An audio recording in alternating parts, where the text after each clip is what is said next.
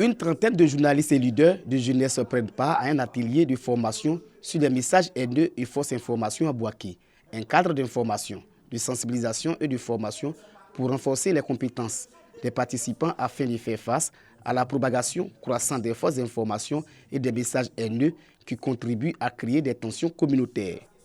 L'initiative s'inscrit dans le cadre du projet Impact, implication des médias numériques pour une prévention active des conflits et des tensions, est mise en œuvre en Côte d'Ivoire par le REPREPSI, réseau des professionnels de la presse en ligne. Il s'agit d'outiller les participants sur les différents types de fausses nouvelles, les outils et les mécanismes de vérification afin de les aider à lutter contre les discours de haine qui pullulent sur la toile, notamment en période électorale. Le 2 septembre prochain, les électeurs ivoiriens sont appelés dans les urnes. Et dans le cadre donc de ces élections locales, nous pensons que les journalistes ont une contribution importante à jouer. C'est de la responsabilité des journalistes de pouvoir extirper de leurs écrits tout ce qui est propagande politique, tout ce qui est discours de haine, mais plutôt préconiser. Je pense qu'à ce titre-là, c'est la Côte d'Ivoire qui gagne. Les participants saluent cette initiative. Il faut déjà féliciter le REPREPSI et puis encourager les journalistes à vraiment s'approprier ce qu'ils vont apprendre, qui est un plus, qu'ils savent, mais qu'on oublie le plus souvent en pleine rédaction. Bouaké se veut aujourd'hui une cité de paix. Il sera très important que les acteurs de médias que nous sommes puissions apporter notre pierre à l'édifice en ce qui concerne la préservation du climat de paix. Communication identitaire et non violente, charte de bonne conduite des médias, défi de la désinformation et cadre juridique des nouveaux médias sont entre autres les modules enseignés. Outre la Côte d'Ivoire, le projet Impact est exécuté en Guinée. D'une durée de 2 ans, le projet est financé par l'Union européenne à hauteur de 700 millions de francs CFA. Les femmes de Gbeke en joie. Commerçantes, agricultrices et ressortissantes de la région, elles sont venues nombreuses participer à cette inauguration de l'axe Tébussou-Bouaké de l'autoroute du Nord. Ces femmes sont convaincues que l'autoroute apportera un changement dans leurs activités quotidiennes. Je suis cultivatrice. Nous, on fait du placali, de manioc. Nous, on transporte ça par Burkina, Abidjan, ça nous arrange. Et sur l'autoroute, les gros camions là causent des accidents et ça retarde le transport. L'autoroute là, ça passe en Guébonois. Je suis content. Ça me fait plaisir même. À cause de monsieur le président Alassane. Quand on part à Abidjan, on fait 5 heures du temps, 6 heures du temps sur la route. Avec la nouvelle voie, on fait même jour la même pour venir. Leur reconnaissance au chef de l'État, Alassane Ouattara, elles la traduisent fièrement. Je remercie le président de la République, Alassane Ouattara. Que Dieu lui donne longue vie et que la Côte d'Ivoire bénéficie d'autres infrastructures. Je remercie le président Alassane Ouattara parce qu'il prend son temps pour arranger notre pays. Merci à président Alassane. Cette nouvelle autoroute comprend un tronçon routier de 84 km qui contribuera à l'essor économique des femmes de la région de Gbeke.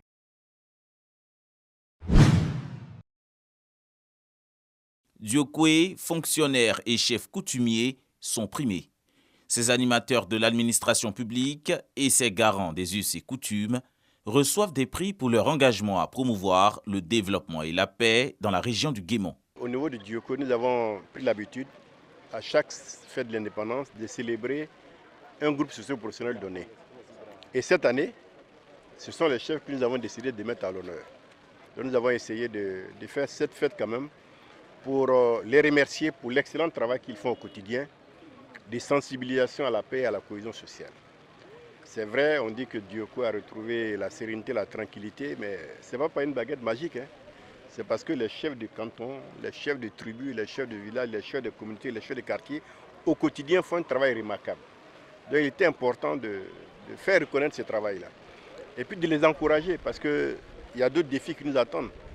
Donc il y a le 2 septembre qui arrive bientôt, il faut les encourager. À l'initiative du préfet de région, cette célébration de l'excellence met un point d'honneur sur les actions des chefs traditionnels. Ces récipiendaires traduisent leur reconnaissance au préfet de région et au président de la République. Je suis très satisfait du geste de notre préfet de région. Il y a très longtemps, quand il a commencé renforcement des capacités des chefs. Jusqu'à aujourd'hui, nous-mêmes, on est bien assis dans les villages, on fait le travail normalement. C'est comme une école, un maître avec ses élèves.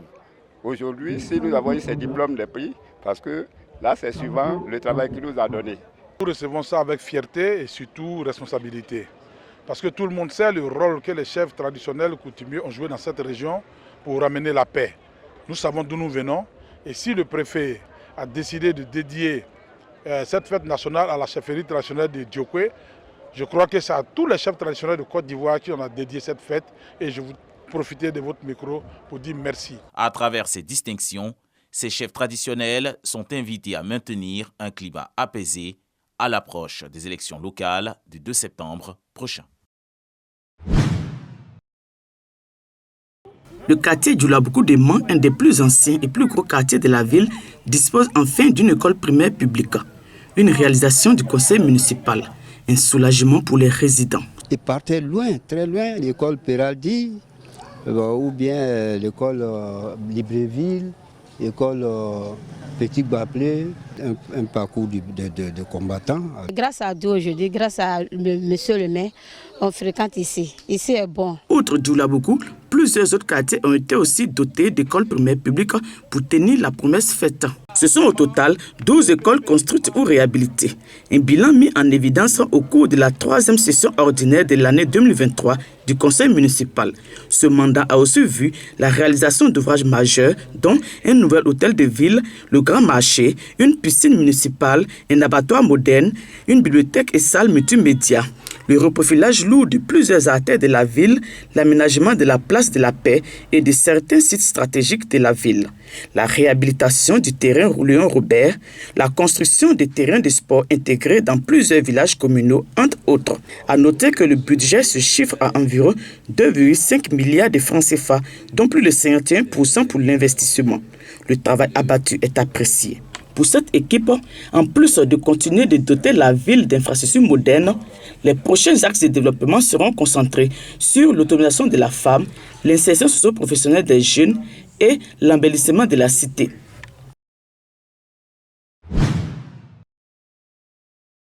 Cet édifice est le centre d'action communautaire pour la petite enfance à Maïna Dopa, à Gagnoua.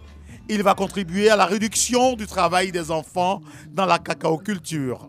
L'inauguration de ce centre a été faite par le ministère de la Femme, de la Famille et de l'Enfant, accompagné de plusieurs organisations internationales qui interviennent dans la protection des droits de l'enfant. Également du chocolatier américain Mondelez qui s'engage à lutter efficacement contre l'exploitation des enfants dans les plantations. Ces centres contribuent à améliorer le bien-être des jeunes enfants grâce à la promotion d'un environnement communautaire sain et solidaire. Ils contribuent également à assurer une garderie pour les jeunes enfants, ce qui bien entendu constitue un soulagement pour les parents qui souhaitent travailler dans les champs. Nous pensons que ces centres permettent d'améliorer l'éducation des jeunes enfants et par conséquent à améliorer les chances futures des enfants de réussir dans leur scolarité formelle et dans leur future vie professionnelle. Le directeur de cabinet, Moussa Diarasouba, représentait la ministre Nassana Touré. Investir dans l'éveil, l'éducation et le développement de la petite enfance, c'est bâtir la fondation de la Côte d'Ivoire de demain, c'est aussi anticiper sur l'avenir de notre pays. C'est dans cette optique que le ministère de la Femme, de la Famille et de l'Enfant travaille à la réalisation des droits de l'enfant. À ce titre, la lutte contre le travail des enfants et toutes les formes de violence occupent des places de choix dans nos interventions. Le ministère de la Femme, de la Famille et de l'Enfant est engagé contre le travail des enfants sur toute l'étendue du territoire national.